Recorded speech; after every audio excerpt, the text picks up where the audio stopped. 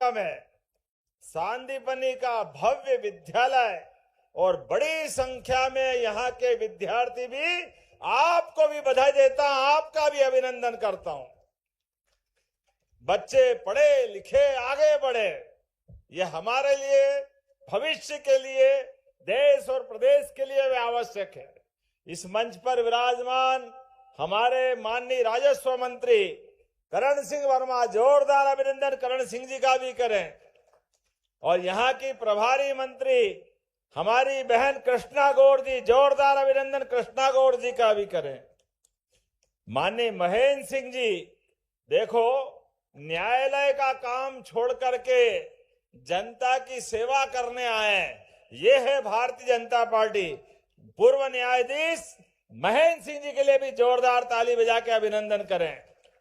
और आप तो भाग्यशाली हो, कहां न्यायाधीश, कहां इंजीनियर, सारे लोग सेवा करने आए। जोरदार ताली गोपाल इंजीनियर के लिए भी।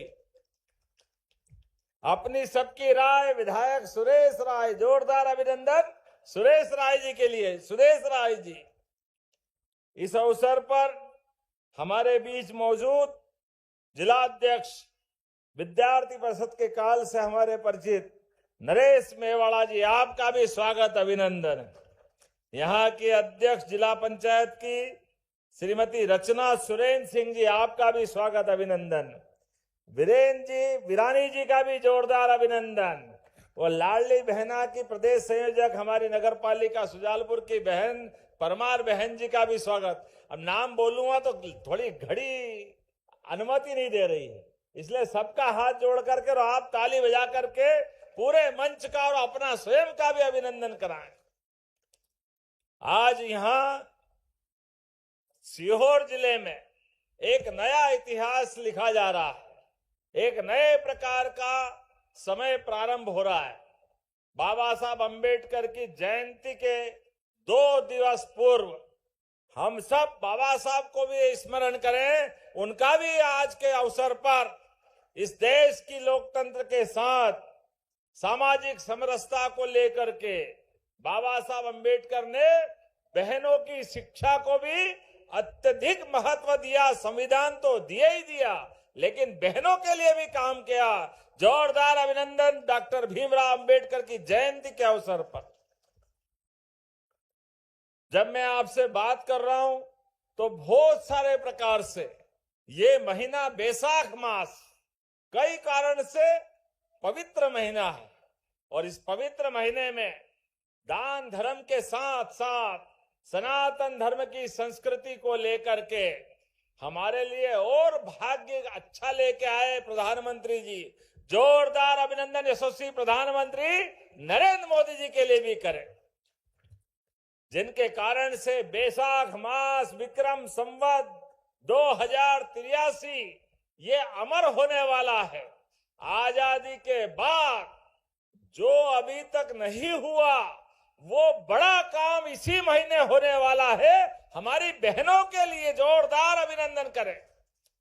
नारी सशक्तिकरण के इतिहास में लोकसभा विधानसभा के माध्यम से 33% का आरक्षण बहनों को मिलने वाला है। आपको बधाई देता हूं, आपका अभिनंदन करना चाहता हूं। सांसद, विधायक, मंत्री, जो बड़ी से बड़ी जवाबदारी होगी अब बहनों के घर चल के आएगी। सच में हमारा तो जीवन धन्य हो गया बहनों के ये सेवा करते करते। एक साथ आष्टा में लगभग 200 करोड़ से ज्यादा के लोकार्पण भूमि पूजन छोटी मोटी बात है क्या? रेल में नोट जमाओ तो पूरी ट्रेन भर जाए। जोरदार ताली बजाओ। 200 करोड़ के कितने बड़े संख्या के निर्माण कार्य लोकार्पण हो रहे हैं। और ये कांग्रेसी इनकी छाती पे सांप लौट रहा है। जब देखो तब, जब जुबान खोले, पता नहीं क्या किस तरह की भावना है, क्या मन में बात है। कितना खराब लगता है।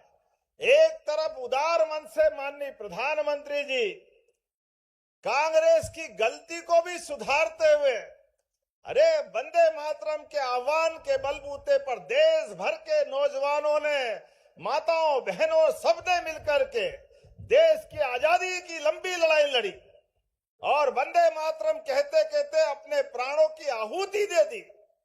पूरा देश आंदोलित हुआ, लेकिन दुर्भाग्य के साथ कहना पड़ेगा कांग्रेसियों ने उसमें भी वोट बैंक की राजनीति के आधार पर पहले वंदे मातरम के टुकड़े कराए, फिर देश के टुकड़े कराए और अब तो वंदे मातरम गाने में कांग्रेस के लोगों को आपत्ति, भारत माता की जय बोलने में आपत्ति।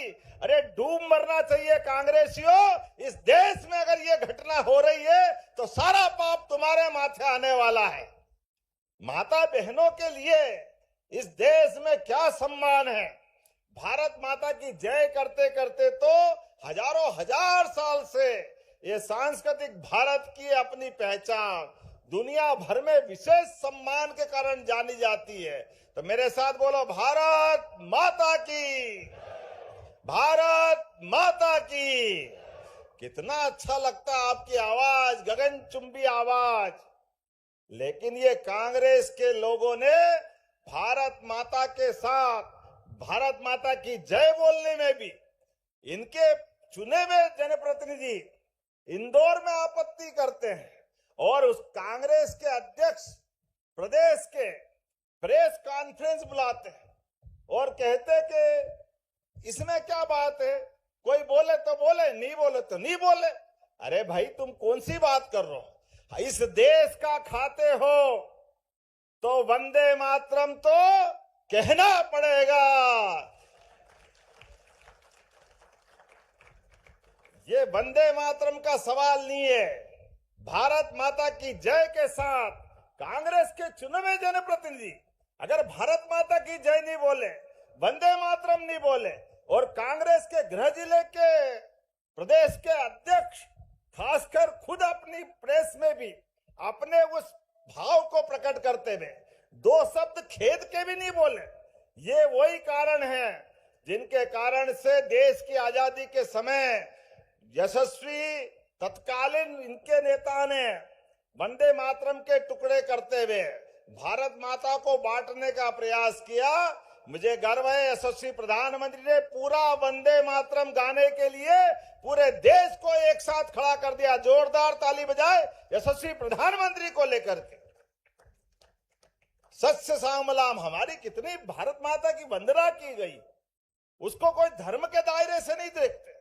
ये कांग्रेस के वही पाप है जिसके आधार पर राम मंदिर के मामले में कांग्रेस के लोग लगातार अड़ंगे लगाते रहे।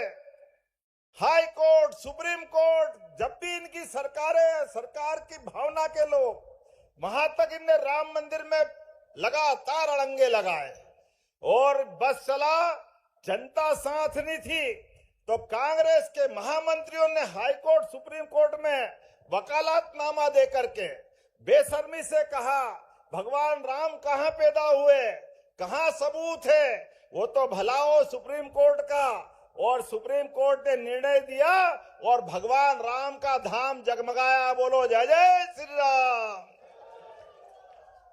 और वो दिन है कि आज का दिन है।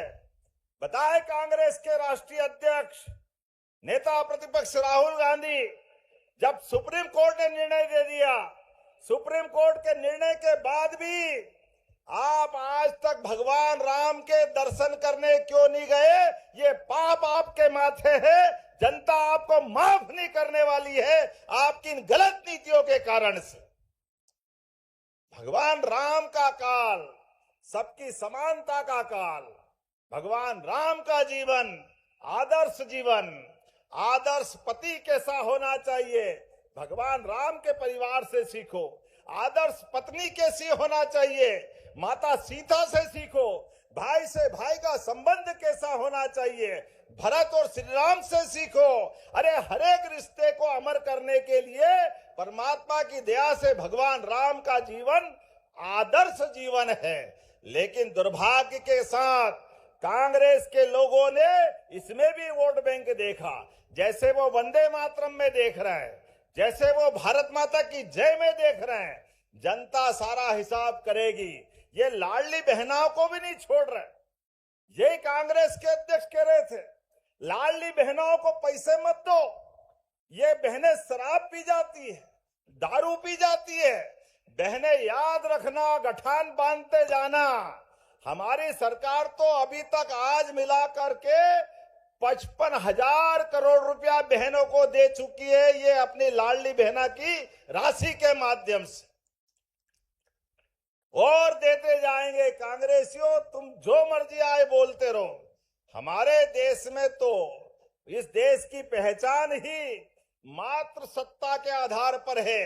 हमारे यहाँ तो माना जाता है, जहां हमारी माता बहनों को स्वच्छंदता के आनंद के साथ उनका आशीर्वाद लेकर के हम देवी देवताओं के समान उनकी पूजा करते हैं। लेकिन इनकी गलत बात के कारण से, इनकी भावना के कारण से भारत का विश्व में भी मान सम्मान खराब होता है, लेकिन इनको शर्म नहीं आती।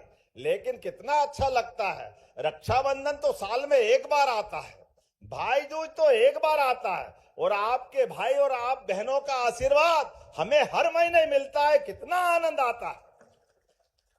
और केवल आप नहीं, ये सांदीपनी विद्यालय, अभी स्कूल के उद्घाटन में मैं मिलकर आ रहा था, बच्चे बैठे थे 11वीं और 12वीं के, 90% बच्चे प्राइवेट स्कूल छोड़ करके अब सांदीपनी विद्यालय में आया। ये आज का हमारा सरकार का काम करने का तरीका है। कितना भव्य दिव्य विद्यालय बना है। कांग्रेसियों को माफी मांगना चाहिए। इनके जमाने में टाट पट्टी भी नहीं रहती थी।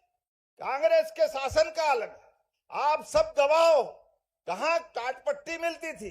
पेड़ की छाया के नीचे बैठ करके, बिल्डिंग भी नहीं होती थी, पीने का पानी के ठिकाने नहीं, और तो और जन सुविधाएं भी नहीं थी। लेकिन अब हमारी सरकार हमारे बच्चों के लिए, जो सरकारी स्कूल में पढ़ने जाए और परिस्थिति खराब है, तो किताब अपनी तरफ से देती। जोरदार अभिनंदन करो, बच्चों को किताब भी देने का काम करती।